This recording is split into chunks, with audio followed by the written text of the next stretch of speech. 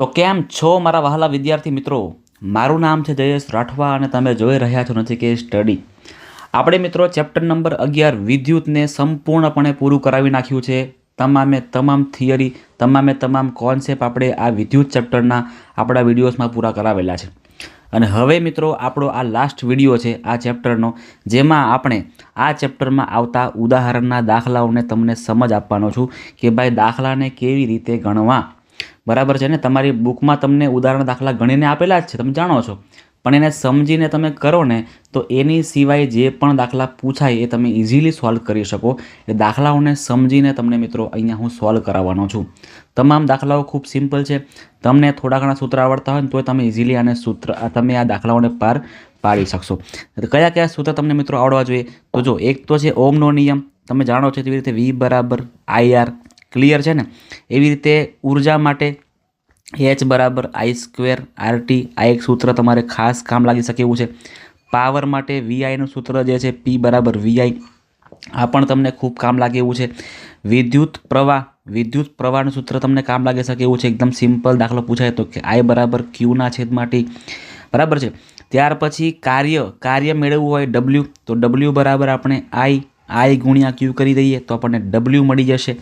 તો આવી રીતે મિત્રો આટલા જે સૂત્ર છે ને તમે મોઢે કરી નાખો ને તો તમારે દાખલા ખૂબ જ ઇઝી બની જશે, બરાબર છે ને? અને ત્યાર પછી દાખલાઓ પૂછાય છે સમાંતર જોડાણ ને શ્રેણી જોડાણ માટે. તો શ્રેણી માટે આવશે R બરાબર R1 plus R2 plus R3, R1 plus R2 plus R3, એક તમારે આ મોડે કરવાનું છે. અને જો સમાંતરમાં આપ્યું હોય ને તો બધાને રિવર્સ કરી દેવાના, એટલે કે ઊંધા કરી દેવાના. 1/R બરાબર 1/R1 plus 1/R2 plus 1/R3. બસ આટલા સૂત્ર તમે મોડે કરશો ને તો તમારે જરાય વાંધો નહીં આવે. ચાલો શરૂઆત કરીએ છીએ આપણે. ઉદાહરણ નંબર 11.1નો સૌથી પહેલો દાખલો તમારી સામે તમને દેખાઈ રહ્યો છે. કોઈ વિદ્યુત બલ્બની ફિલામેન્ટમાંથી 0.5 એમ્પિયર એટલે કે વિદ્યુત પ્રવાહ આપણને આપેલો છે. વિદ્યુત પ્રવાહને આપણે I કહીએ છીએ, એટલે I બરાબર આપણને 0.5 એમ્પિયર આપેલું છે. સૌથી પહેલાં તમને જે વસ્તુ આપ્યું લખી દેવાનું, એટલે ઇઝી થઈ જાય. 10 મિનિટ સુધી વહે છે, બરાબર? એટલે કે સમય આપણને આપેલો છે 10 મિનિટ, પણ મિનિટને આપણે હંમેશા સેકન્ડમાં ફેરવી દેવાનું, તો ફેરવી દઈએ છીએ, ચિંતા ના કરો. 10 મિનિટ તો કે 1 મિનિટમાં 60 સેકન્ડ આવે ને, તો 10માં કેટલી સેકન્ડ આવે? 600 સેકન્ડ. તો આ થઈ ગયું આપણું સેકન્ડમાં ફેરવાઈ ગયું. તો વિદ્યુત ભારને આપણે મિત્રો ગણવાનો છે. તો એકદમ સિમ્પલ, તમને સૂત્ર ખબર જ છે, બરાબર છે ને? કે ભાઈ વિદ્યુત ભાર અથવા તો આપણને પ્રવાહ આપેલો છે તો તમને ખબર જ છે કે પ્રવાહ I બરાબર એકમ સમયમાં પ્રસાર થતો વિદ્યુત ભાર, જેને આપણે વિદ્યુત પ્રવાહ કહીએ છીએ. આપણને મિત્રો Q શોધવા માટેનું કીધું છે, તો I અને Tનો કરી દેવો પડે ગુણાકાર, એટલે Q બરાબર IT. Q બરાબર IT. I આપણને આપેલું છે 0.5 અને સમય આપણને આપેલો છે 600. 0.5ને આપણે કહી દઈએ છીએ 5/10 અને 600 છે એ એવા ને એવા. જે કટ થાય છે ને કટ કરો, 0 કેન્સલ, 6×5 = 30, એટલે કે અહીંયા 300 આવશે. અને વિદ્યુત ભારને બતાવવા માટે આપણે કુલંબ એવો એકમ વાપરીએ છીએ, એટલે 300 કુલંબ જેટલો વિદ્યુત ભાર પસાર થાય છે. આવા સિમ્પલ લેવલના દાખલાઓ તમને તમારી એક્ઝામમાં જોવા મળતા હોય છે. એટલે મિત્રો બહુ ટેન્શન લેતા નહીં, આવું નાનું સોલ્વ કરશો ને તો તમારે ઇઝીલી તમે એને પાર પાડી શકશો. આગળ બીજું ઉદાહરણ સમજીએ. 12 વોલ્ટના વિદ્યુત સ્થિતિમાનનો તફાવત ધરાવતા બે બિંદુઓ વચ્ચે 2 કુલંબનો વિદ્યુત ભારને લઈ જવા માટે કેટલું કાર્ય કરવું પડે? એટલો સિમ્પલ દાખલો. જો તમે આમાં સૂત્ર તમને આવડે, બધું આવડી જાય. આપણે ભણી ગયા ને આગળ, જોજો બતાવું તમને. સૂત્ર કયું હતું? તો કે ભાઈ જો W ક્યાં ગયું? આ W બરાબર IQ, બરાબર? W બરાબર IQ, એક જ મિનિટ, W બરાબર IQ નહીં, સોરી, V આવશે, વિદ્યુત સ્થિતિમાનનો તફાવત. W બરાબર શું આવશે? VQ. સમજાવું. વિદ્યુત સ્થિતિમાનનો તફાવત એટલે શું? તો કે કોઈ પણ એક વિદ્યુત ભાર છે, તો કોઈ વિદ્યુત ભારને આપણે એક જગ્યાએથી બીજા જગ્યાએ પર લઈ જઈએ, એના માટે કેટલું કાર્ય કરવું પડે, એટલે કે W/Q થઈ જાય V બરાબર. આપણને આમાંથી કઈ કઈ વસ્તુ આપેલી છે લખી દઈએ સૌથી પહેલાં. તો વોલ્ટેજ આપણને આપેલો છે કેટલો? 12, બરાબર છે. કુલંબ એટલે કે આપણને Q આપ્યું છે કેટલું? 2 કુલંબ આપેલું છે. તો એના પરથી આપણે કાર્યને ગણવાનું છે. તો કાર્ય ગણવા માટે વી અને ક્યુને કરવા પડે ભેગા, તો ડબલ્યુ બરાબર વી ક્યુ થઈ જશે. વીની કિંમત છે અહીંયા 12 અને ક્યુ આપણને આપેલા છે 2, તો 12 દુ 24 અને કાર્ય બતાવવા માટે આપણે જૂલ કહીએ છીએ, તો 24 જૂલ અહીંયા આપણું કાર્ય થાય છે. ક્લિયર છે? ચાલો આગળ જઈએ છીએ. જો વિદ્યુત બલ્બના ફિલામેન્ટનો અવરોધ આપણને આપ્યો છે 1200 ઓહ્મ. 1200 ઓહ્મ જે છે મિત્રો એ વિદ્યુત બલ્બના ફિલામેન્ટનો અવરોધ છે. ડન છે. અને 220ના પ્રાપ્તિ સ્થાન સાથે જોડવામાં આવેલું છે. એટલે આ પહેલા કિસ્સાની અંદર એમાં આપણે ગણીએ, અહીંયા આપણે કામ એનું કરશું, આ બાજુની સાઈડ પર અહીંયા આપણે કામ બીનું કરીએ છીએ. બરાબર છે? જોજો એકદમ સિમ્પલ દાખલો છે, જરાય અઘરું નથી. ઓહ્મનો નિયમ વાપરશું એટલે આપણું કામ જ થઈ જવાનું છે. ડન છે. ચાલ શું કહે છે, તો કે જો ભાઈ આપણને અવરોધ આપેલો છે, એટલે કે અવરોધને આપણે આર કહીએ છીએ. અવરોધ આપણને આપેલો છે કેટલો? 1200 અવરોધ છે અને 220 વોલ્ટ છે. વી બરાબર છે 220. તો કેટલો પ્રવાહ ખેંચશે, મતલબ કે આપણે આઈ શોધવાનો છે. હવે મિત્રો સિમ્પલ એક નિયમ છે ને આપણો, વી બરાબર આઈ આર, ઓહ્મનો નિયમ. વી બરાબર આઈ આર, ઓહ્મનો નિયમ. કઈ કઈ વસ્તુ આપણને આપેલી છે, તો કે ભાઈ વી અને આર આપેલો છે, આઈ ગોતવાનો છે. તો આરને છેદમાં લઈ આવો, તો અહીંયા આવું થાય ને, આર આઈ બરાબર વીના છેદમાં આર. આઈ બરાબર વીના છેદમાં આર. વી વોલ્ટેજ છે અહીંયા 1200 અને 220 ક્યાં આવશે? 220 ક્યાં આવશે મિત્રો? છેદમાં. 220ને મૂકો છેદની અંદર. ચાલો, અરે એક જ મિનિટ. વોલ્ટેજ તો 220 છે. ઓકે વોલ્ટેજ કેટલો છે? વોલ્ટેજ વી બરાબર 220 અને આરની કિંમત 1200, 1200. કટ મારો આને બધાને. હવે આના ભાગ 11થી કરો તો 11 અને 120 અડધા કરો તો 60. 11ના છેદમાં 60. જે પણ મિત્રો પોઈન્ટ થશે પોઈન્ટ કરી દઈએ આપણે. ચાલો કરી દઈએ છીએ 11 અને અહીંયા 60. પોઈન્ટ કરીને 0 કરીએ તો 60 એકા 60, 50 વધશે, 0 કરીએ. 6 ચોક 6, 6 7 42, 6 48, 480. 0.18 જેવા સમથિંગ આવશે. એટલે કે 0.18 એમ્પિયર વિદ્યુત પ્રવાહ પસાર થાય છે આપણા પહેલા કિસ્સાની અંદર. હવે આપણે કિસ્સો બીજો જોઈએ છે. બીજામાં શું થવાનું છે એ જોઈએ છે. તો બીજામાં આપણને શું આપેલું છે? અવરોધ આપેલો છે ફરીથી. અવરોધ આર બરાબર 100 ઓહ્મ અને પ્રાપ્તિ સ્થાન એનો એટલે કે વોલ્ટેજ 220 છે. સેમ પ્રકારનું કામકાજ કરવાનું છે આપણે. વી બરાબર આઈ આર, આપણે આઈ મેળવવો છે એટલે આઈ બરાબર વીના છેદમાં આર કરવાના. વોલ્ટેજ 220 છે, વોલ્ટેજ 220 અને આર કેટલા છે આપણા? 100 છે. 0 કેન્સલ. 22ના છેદમાં 10 બચે છે એટલે પોઈન્ટ કાપો તો 2.2 એમ્પિયર. બીજામાં 2.2 એમ્પિયર પ્રવાહ પસાર થશે અને પહેલામાં માત્ર 0.18 એમ્પિયર પ્રવાહ જ પસાર થશે. કારણ કે મિત્રો અવરોધનું પ્રમાણ વધી જાય, અવરોધનું પ્રમાણ કેવું થાય? વધે તો વિદ્યુત પ્રવાહ ઘટે. રેડી? એવી રીતે અહીંયા અવરોધ ઘટી ગયો તો પ્રવાહ વધે. બરાબર છે ને? ઓહ્મનો નિયમ ભણી ચૂક્યા છે આપણે. આગળ એક વિદ્યુત હીટર પ્રાપ્તિ સ્થાન જે છે ને એમાંથી 4 એમ્પિયરનો વિદ્યુત પ્રવાહ ખેંચે છે. લખી નાખો, જે આપ્યું લખી નાખો પહેલાં તો શાંતિથી. આઈ બરાબર છે ભાઈ 4 એમ્પિયર આપેલું છે. હવે તેના બે છેડા વચ્ચેનો વિદ્યુત સ્થિતિમાનનો તફાવત એટલે કે વી બરાબર આપણને આપ્યું છે 60 વોલ્ટ. જો વિદ્યુત સ્થિતિમાનનો તફાવત 120 સુધી કરી દેવામાં આવે ને, કેટલો છે અત્યારે? તો કે 60 છે. આને આપણે સમજો કે V1 ગણી લઈએ. ધારો કે આપણે આને V1 ગણો ને અને એનો વોલ્ટ બીજી વાર જો કરવામાં આવે તો 120 વોલ્ટ આપણે જો વધારવામાં આવે ને વોલ્ટેજ, તો પ્રવાહ બીજી વાર જે આઈ છે આપણો એ કેટલો થશે એ આપણે મિત્રો શોધવાનું છે. ચલો સૌથી પહેલાં તો ભાઈ અવરોધ કેટલો ઉત્પન્ન થાય છે એ શોધવો પડે. અને આના માટે સૂત્ર શું આવશે? તો કે ભાઈ વી બરાબર આઈ આર જાણીએ છીએ આપણે, ઓહ્મનો નિયમ. વી અને આઈ બંને ખબર છે. પહેલાં તો આપણે આનો અવરોધ ગણી લઈએ. એ જ સેમ અવરોધ આપણે અહીં બી રાખવાનો છે. એટલે કે આરની કિંમત આપણે મૂકી દેવાની. તો આર બરાબર વીના છેદમાં આઈ આવશે. હવે કિંમતો મૂકવાની છે. વીની કિંમત છે 60 અને આઈની કિંમત છે 4 છે. તો 15 ચોક 60 થાય ને, એટલે કે 15 ઓહ્મ આપણને મળી ગયો આખા તંત્રનો 15 ઓહ્મ. હવે મિત્રો એ જ સેમ પરિપથ છે, વિદ્યુત તો સેમ જ છે, એ તો બદલાવાનું નહીં. અવરોધ મળી ગયો આપણને 15. તો હવે આ અવરોધ મૂકી દઈએ આપણે આની અંદર. તો ફરી સૂત્ર મૂકીએ છીએ આપણે આવી રીતે વી બરાબર આઈ આર એટલે આર બરાબર વીના છેદમાં આઈ. કઈ કઈ કિંમત આપણને ખબર છે? તો કે આર મળી ગયા આપણને 15. વોલ્ટેજ એ આપણને ખબર છે કેટલો છે કે ભાઈ 60 છે. વોલ્ટેજ કેટલો છે આપણો? સોરી, કોઈ જગ્યાએ ભૂલ પડે છે ભાઈ. વોલ્ટેજ વોલ્ટેજ વોલ્ટેજ વોલ્ટેજ વધારવાનો છે, 120 વોલ્ટેજ કરવાનો છે આપણે. 120 વોલ્ટેજ કરીએ છીએ તો પ્રવાહ કેટલો થશે? 15ને છેદમાં લઈ આવો, આઈને ઉપર જવા દો. તો અહીંયા આઈ બરાબર 120ના છેદમાં 15. 15 15 8 120 એટલે બીજી વાર જે પ્રવાહ પસાર થશે ને એ આપણો 8 એમ્પિયરનો જેટલો પ્રવાહ પસાર થશે. ક્લિયર છે મિત્રો? ક્લિયર છે ને? જેમ જેમ પ્રવાહ જેમ જેમ વોલ્ટેજ વધારવામાં આવે ને તેમ તેમ પ્રવાહ પણ વધે છે. 60 વોલ્ટે પ્રવાહ કેટલો હતો? 4 એમ્પિયર. તો 120 વોલ્ટે પ્રવાહ વધી ગયો 8 એમ્પિયર. 11.5 નંબરનું ઉદાહરણ આપણે જોવા માટે જઈ રહ્યા છે. ચાલો ભાઈ ચાલો. ધાતુના 1 મીટર લંબાઈ ધરાવતા તારનો 20°C તાપમાન એટલે કે તાપમાન અચળ રાખવાનું છે આપણે 26 ઓહ્મ છે. તો લંબાઈ આપણને આપેલી છે ભાઈ 1 મીટરની.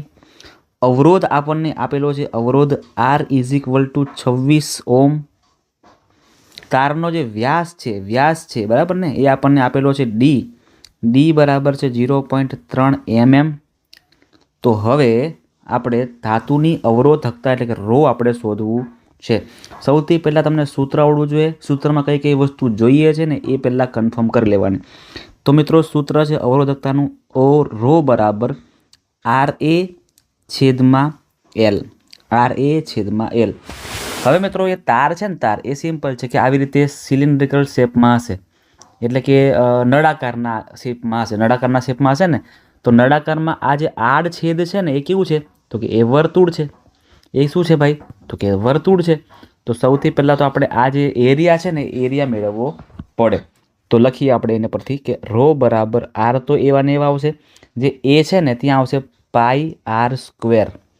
πr² અને એના છેદમાં શું આવશે? એલ આવશે. અહીંયા આપણને ડી આપેલું છે. અહીં શું આપેલું છે? આપણને ડી આપેલું છે અને અહીંયા આપણે આર છે. તો આપણે શું કરીએ છીએ? આરની જગ્યાએ ડી શું કરવું પડે? તો ડીના અડધા કરી દેવા પડે. ડીના શું કરવા પડે? અડધા. તો અહીંયા જો આવું આપણે કરી શકીએ. જો એક સ્ટેપ કરી દઈએ હજી કે રો બરાબર આર પાઈના પાઈ. આ જે આર છે ને ત્યાં શું કરી દઈએ આપણે? ડી/2 અને એનો સ્ક્વેર અને છેદમાં એલ. અહીંયા જો આપણે કૌંસને કાઢી દઈએ તો હજુ એક સૂત્ર આવું બની શકે રો બરાબર આર પાઈ ડીનો સ્ક્વેર અને છેદમાં 2નો પણ સ્ક્વેર થાય એટલે 4 અને એલ એટલે 4L. તો આ સૂત્ર આપણને પરફેક્ટ સૂત્ર મળ્યું કહેવાય. એટલે આ બધું એને કાઢી દઈએ હવે અને ડાયરેક્ટ આપણે આને ગોઠવી દઈએ. તમે એક્ઝામમાં રફ નહીં કરો તો પણ ચાલશે. અહીંયા મારે જગ્યાનો અભાવ છે એટલે હું રફ કરી નાખ્યું છે. પણ મેન સૂત્ર આપણું આ છે. હવે બધી કિંમત આપણે અહીં ગોઠવવાની છે એટલે આપણું કામ થઈ જશે. હવે જો અહીંયા આ જે છે ને મિત્રો એ મીટરમાં છે બરાબર છે. મીટર બરાબર એ છે, મીટર રાખવું જોઈએ. આ જે 0.3 છે ને એ પાછું mmમાં છે. તો આને આપણે શું કરવું પડે? મીટર કરવું પડે. તો શું કરવું પડે? તો કે mmને આપણે કહીએ મીટર. તો આપણે 3 0 કરી દેવા પડે. ચલો સમજો 0.3 મીમી છે ને એને આપણે ફેરવવું હોય મીટરની અંદર. તો શું કરવું પડે? ખાસ સમજી લેજો. તો અહીંયા મિત્રો 0.3 mmનું શું કરવાનું? 0.3નું 0.3 રાખો અને મીમીમાંથી મીટર કરવું હોય ને તો આપણે 4 મીંડાને છેદમાં મૂકવા પડે. એટલે કે 0.3ના છેદમાં 4 મીંડા મૂકું ને 1 મીંડું જે છે મિત્રો એ સેન્ટીમીટરનું અને 3 મીંડા છે એ મીટરના. એટલે આ 3 મીંડા 4 મીંડા કામ કરશે અને એ mmનું મીટરમાં કરી નાખશે. તમને એટલી પણ ખબર ના પડે તો ચિંતા નહીં કરો. મીમીમાંથી મીટર કરવું હોય ને બરાબર છે તો તમારે -4 મૂકવાનું. બરાબર છે? કેટલા? આપણે 4 મૂકીએ છીએ. -4 અને આનું છેદમાં 10 કરી દઈશું એટલે અહીંયા 3ના છેદમાં ડાયરેક્ટ 4 કરી દઈએ છીએ. 3/3 ગુણ્યા 10⁻4. હવે થઈ ગયું આપણું મીટર. બરાબર છે? હવે આપણું આ શું થઈ ગયું? મીટર થઈ ગયું. હવે અહીંયા કિંમતો ગોઠવીએ દઈએ. એલની કિંમત કેટલી છે ભાઈ? આરની કિંમત કેટલી છે? 26 છે. તો 26 રાખી દઈએ. પાઈની કિંમત તમે જાણો છો 22/7 મૂકી દઈએ છીએ. આરની કિંમત અહીંયા કેટલી છે ભાઈ? આરની કિંમત આપણને કેટલી મળી? ડીની કિંમત આપણને કેટલી મળી? 3 × 10⁻4 4 ના 4 અને એલની કિંમત છે 1. જે કંઈ પણ કટ થતું હોય એ કટ કરી દેવાનું. તો કે આના 2થી ભાગ પડશે, આના ભાગ 13થી પડશે. ડન છે. હવે જોજો 13 ગુણ્યા 22 ગુણ્યા 3 આપણે કરવાના છે. હજી કટ થશે 2 ગુણ્યા 11 22. તો 13 ગુણ્યા 11 ગુણ્યા 3 ગુણ્યા 10⁻4. આ બધાનો કરી દેવાનો છે આપણે હવે ગુણાકાર. ચલો કયું રફ કરીએ આપણે? ઓકે, કઈ રફ થયું છે જ નહીં. 13 ગુણ્યા 11 સૌથી પહેલાં કરી દઈએ.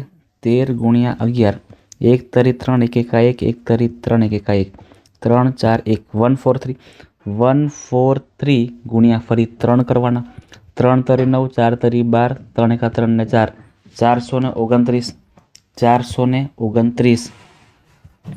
તો 429 ગુણ્યા 10⁻4. અહીંયા 2 પોઈન્ટ ખસાવો તો 4.29 ગુણ્યા 10⁻6.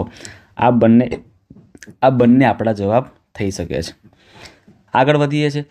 ઉદાહરણ નંબર 11.6. ચલો, આપેલ દ્રવ્યના એલ લંબાઈ આપણને આપેલી છે એલ બરાબર એલ છે, અને આડછેદ આપણને આપેલું છે એ. હવે તારનો જે અવરોધ છે ને, અવરોધ એ 4 ઓમ છે. 4 ઓમ જે છે ને મિત્રો, એનો અવરોધ છે. અવરોધ બરાબર 4 ઓમ. હવે જો દ્રવ્યના તારની લંબાઈ અડધી કરવામાં આવે, એટલે કે એલના છેદમાં 2 લંબાઈ કરવામાં આવે, અને આડછેદનું ક્ષેત્રફળ વધારવામાં આવે, તો અવરોધ કેટલો મળે છે? ચલો, સૌથી પહેલાં આપણને જે આપેલું છે ને, આપણો પહેલો અવરોધ છે R1. તો અવરોધ સૂત્ર શું આવે? રો અવરોધકતા એલના છેદમાં એ આપણે જાણીએ છીએ. અને આના બરાબર આપણને આપેલું છે 4 ઓમ. 4 ઓમ આપણને આપેલું છે, એટલે આના બરાબર શું થઈ ગયું? 4 ઓમ થઈ ગયું. ચલો, હવે આપણે જે R2 આપણને જે અવરોધ જોઈએ છે, જ્યારે આપણે તારની લંબાઈને ઘટાડીએ છીએ, અડધી કરી દઈએ છીએ, અને આડછેદ આપણે વધારી દઈએ, ડબલ કરી દઈએ છીએ, તો શું ફરક પડશે જોજો. તો અહીંયા રોનું રો જ લેશે. આ એલ થઈ ગયો અડધો, એટલે કે એલના છેદમાં 2, અને એ થઈ ગયા ડબલ, એટલે કે 2a. આ 2 છેદમાં આવી જવાના છે. તો R2 બરાબર રો 1ના છેદમાં અહીંયા આપણે શું કરી દઈએ? 2 દુ 4, અને એલના છેદમાં એ એવું ને એવું રહેવા દઈએ છીએ. ચલો, તો R2 બરાબર રો એલના છેદમાં એ એવું ને એવું, અને 1ના છેદમાં 4 તો છે જ અહીંયા. હવે જોજો મિત્રો, આની કિંમત આપણને આપેલી છે કેટલી? જો તમે આની કિંમત અહીંયા આપણને 4 આપેલી છે, તો આવું નવું સેમ દેખાય તો ત્યાં આપણે 4 મૂકી શકીએ. 4 અને ગુણ્યા પાછળ 1ના છેદમાં 4 તો છે જ. 4 4 કેન્સલ, તો અવરોધ કેટલો આવશે? 1 ઓમ આપણને બીજો અવરોધ મળશે, જ્યારે તારને આપણે અડધી કરીએ અને ક્ષેત્રફળ એનું ડબલ કરીએ. ક્લિયર છે? ચાલો આગળ વધીએ. દાખલા નંબર 11.7.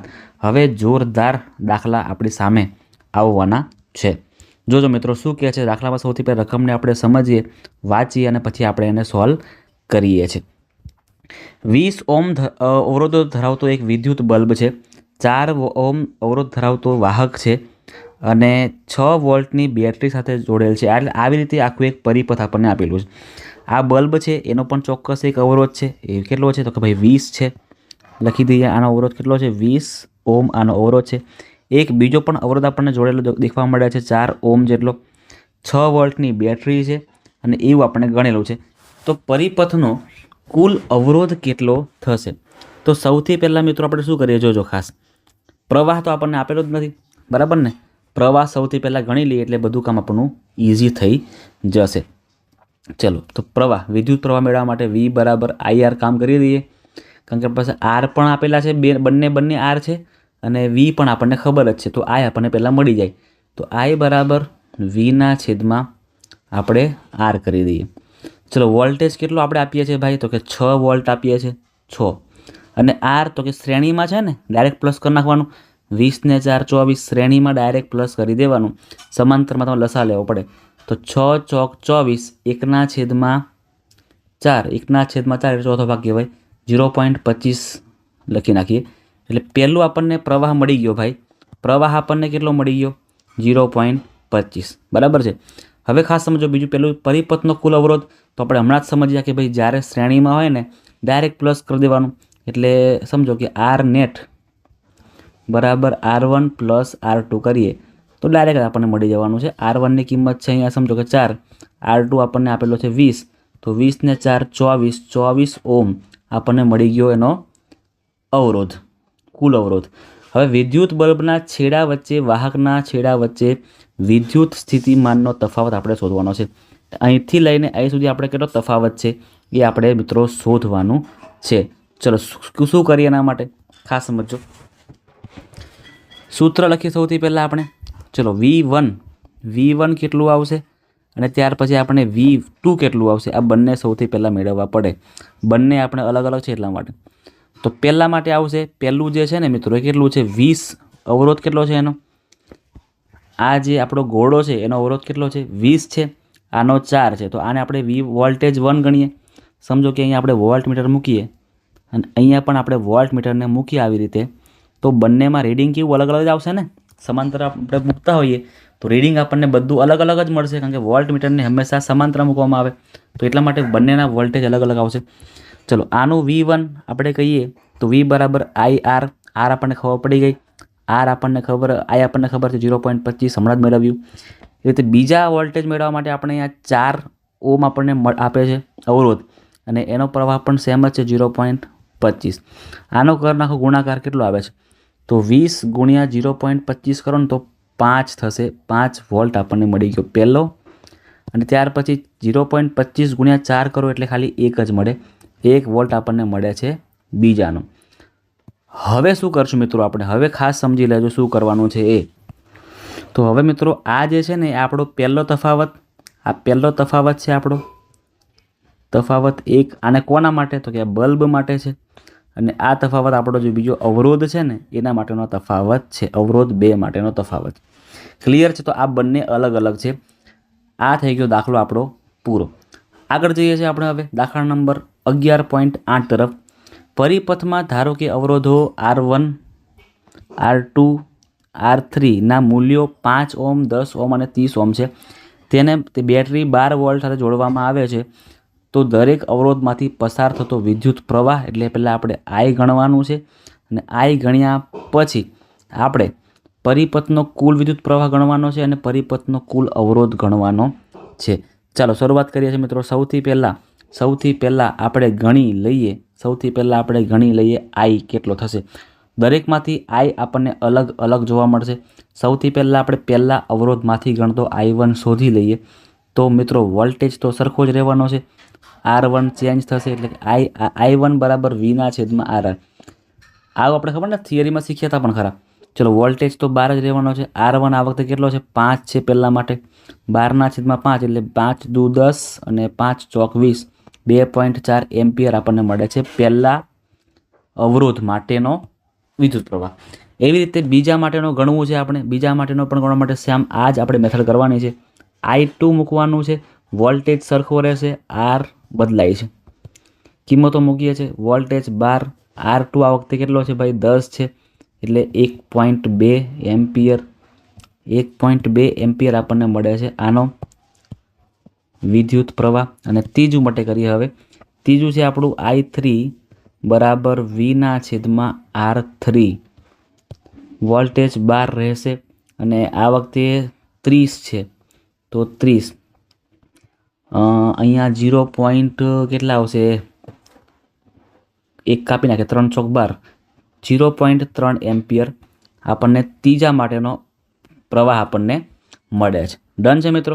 હવે પરિપથનો કુલ વિદ્યુત પ્રવાહ એટલે કે કુલ કેટલો, તો કે આ પ્લસ કરો, આ પ્લસ કરો અને આ પ્લસ કરો, બધાને પ્લસ કરો એટલે આપણને કુલ વિદ્યુત ભાર મળી જશે. તો I બરાબર I1 plus I2 plus I3 લઈ લેવાનું છે.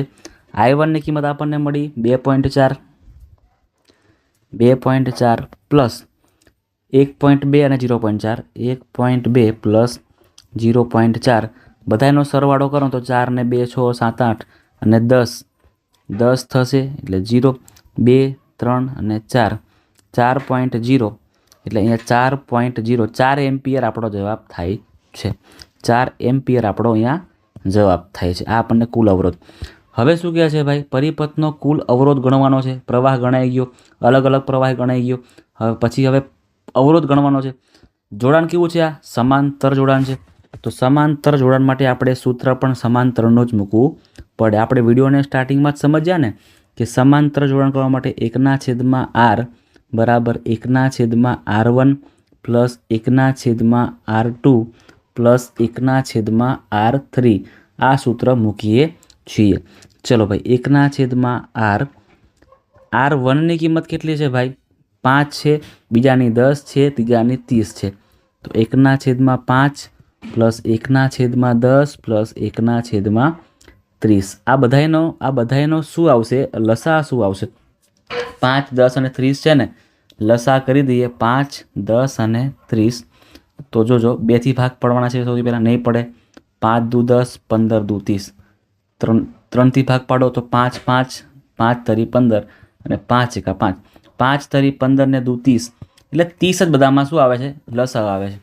તો આપણે એવું કહી શકીએ 1/r અહીંયા મારે 30 કરવું હોય ને તો શું કરવું પડે?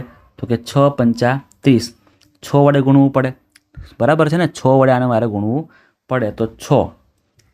અહીંયા મારે કેટલા વડે ગુણવું પડે? તો કે 3 વડે ગુણવું પડે. અને અહીં મારે ગુણવું જ ના પડે, અને છેદમાં તો 30 આપણા છે જ, બરાબર છે? ડન છે.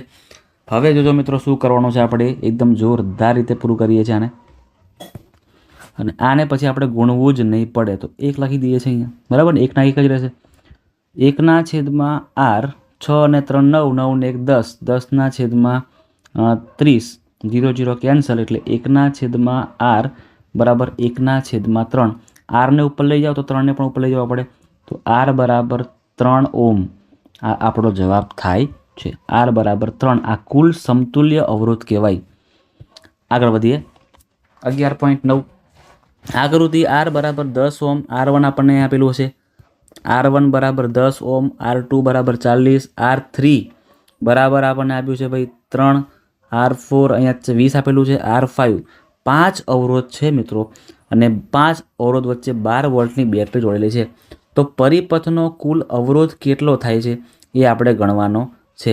જોજો અહીંયા આ બે સમાંતરમાં કહેવાય ને આ ત્રણેય સમાંતરમાં કહેવાય, તો બધાને આપણે અલગ અલગ ગણવા પડે તો જ આપણને પરફેક્ટ એક આન્સર મળી શકે. ક્લિયર છે? બધાને સૌથી પહેલાં શું કરીએ? અલગ અલગ રીતે આપણે ગણી લઈએ છીએ. સૌથી પહેલાં જોજો મિત્રો, આપણે આ 3નું કામ કરી લઈએ. આ જે 3 છે ને એ 3નું કામ પહેલાં આપણે પૂરું કરી લઈએ છીએ. ચાલો ખાસ અહીંયા ધ્યાન આપજો કેવી રીતે કરવાનું છે એ. ચલો સૌથી પહેલાં અહીંયા r1 ભૂસાઈ ગયું છે ભાઈ. r1 અને r2 આ બંનેનું કામ કરીએ તો 1/r બરાબર 1/r1 પ્લસ 1/r2 આનું કામકાજ કરી લઈએ છીએ. 1/r1ની કિંમત અહીંયા 10 છે, આની કિંમત 10 છે, આની કિંમત 40 છે. તો અહીંયા 10 અને અહીંયા 1/40. લસા તમને ખબર છે ભાઈ 40 જ આવવાનો છે કારણ કે મોટી સંખ્યા છે. એટલે 1/r બરાબર અહીંયા 10 ચોક 40 એટલે 4થી ગુણવું પડે, અને અહીંયા 1થી જ ગુણવું પડે, અને 40 આપણે આવશે. હવે જોજો અહીંયા 5 આવશે, 5/40 એટલે 5 ગુણ્યા 8 40. 1/r આપણને જગ્યા છે ને અહીંયા, ઓકે. 1/r આપણને મળે છે 1/8. સો પહેલો જે ઉપરનો જે આ ભાગ છે ને એનો અવરોધ મળી ગયો આપણને કેટલો? 8 ઓમ. આનો અવરોધ કેટલો મળી ગયો આપણને? 8 ઓમ. હવે નીચેવાળા 3, 4 અને 5 વાળા છે ને એને ગણી લઈએ આપણે. તો ફરીથી 1/r સમાંતર છે બધા એટલે 1/r3 plus 1/r4 plus 1/r5.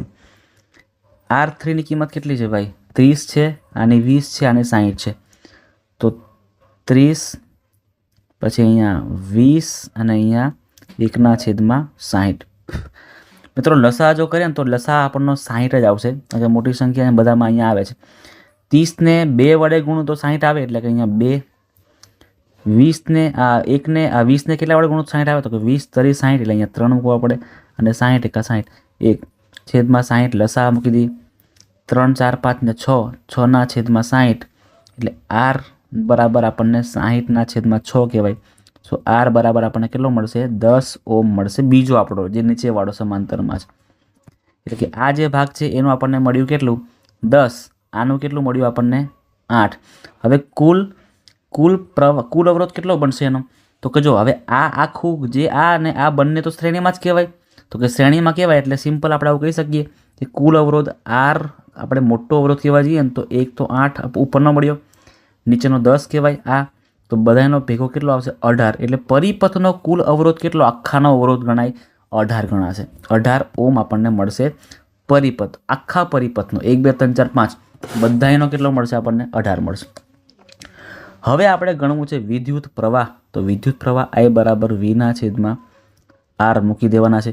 Voltage આપણા 12 છે, R આપણને 18 મળ્યા, કાપાકૂપી કરવાની 6 દુ 12, 6 દુ 12 અને 6 તરી 18, 2 ના છેદમાં 3 કરવાના, જે આપણે આવે એ આપણો આન્સર 2 ભાગ્યા 3, 3 છંગ 18, 2 વધશે 3 છંગ 18, 0.66 આપણો જવાબ થશે. 0.66 એમ્પિયર આપણો અહીંયા રાઈટ આન્સર થઈ જવાનો છે. ક્લિયર છે મિત્રો? ચાલો આગળ વધીએ છીએ નેક્સ્ટ દાખલા તરફ. એક વિદ્યુત ઇસ્ત્રીની મહત્તમ દર, વિદ્યુત ઇસ્ત્રી છે ને મહત્તમ દરથી ગરમ થાય છે ત્યારે 840 વોટના દરથી ઉર્જા વાપરે છે, અને લઘુત્તમ દરથી ગરમ થાય ને તો 360 વોટના દરથી ઉર્જા વાપરે છે. વોલ્ટેજ 220 છે, તો દરેક કિસ્સામાં વિદ્યુત પ્રવાહ અને અવરોધ કેટલો છે એ આપણે ગણવાનો છે. આમાં તો પેલું સિમ્પલ સૂત્ર છે એ વાપરી દેવાનું છે આપણે. I બરાબર કયું સૂત્ર છે ભાઈ? I બરાબર શું આવશે ભાઈ? તો કે W ના છેદમાં શું છે? W ના છેદમાં V. ચાલો W ની કિંમત અહીંયા આપણને આપેલી છે ભાઈ 840, અને વોલ્ટેજ આપણો કેટલો છે 220, કાપાકૂપી કરવાની, 0 0 કેન્સલ, આનો 11થી ભાગ પડશે, આનો 42થી ભાગ પડશે, 42 ભાગ્યા 11 કરવાના, 42 ભાગ્યા 11, 11 તરી 33, 33 9 વધશે 0, 11 9 99, 11 8 88, 3.8 આપણને મળશે વિદ્યુત પ્રવાહ. 3.8 આપણને મળશે વિદ્યુત પ્રવાહ. હવે શું કરીએ છીએ? તો હવે જોજો, વિદ્યુત ઇસ્ત્રી જે છે ને મિત્રો આ 840થી હોય તો 3.8 એમ્પિયર વાપરે, પણ જો ન્યૂનતમ દર હોય 380 હોય તો સેમ વસ્તુ કામ કરવાનું આપણે. I બરાબર W ના છેદમાં 20 મૂકવાના છે, પણ અહીંયા 360 કરી દઈએ તો અહીંયા તો 220 વોલ્ટ સેમ જ રહેવાનો છે, 0 0 કેન્સલ, 11 કરી દેવાના, 18 ભાગ્યા 11, 18 ભાગ્યા 11, 11 એકા 11, 7 વધશે 0, 11 છંગ 66, 1.6 આપણને મળે છે બીજો, 1.6 એમ્પિયર આપણને મળે છે બીજો પ્રવાહ. ક્લિયર છે? ચલો વિદ્યુત પ્રવાહ મળી ગયો. હવે આપણે અવરોધને ગણવાનો છે. તો અવરોધ, આનામાં અવરોધ કેટલો મળશે? તો અવરોધ બરાબર શું કરી શકીએ આપણે? V ના છેદમાં I. V આપણને ખબર છે 220 વોલ્ટ અને 3.8 આપણને મળ્યા આ એમ્પિયર. આ જે પણ આપણે કંઈ કરશું એ આપણો આન્સર થઈ જશે. અને અહીંયા R બરાબર ફરી V ના છેદમાં I. વોલ્ટેજ 220 જ છે, પણ અહીંયા આપણે 1.6 કરવાના છે.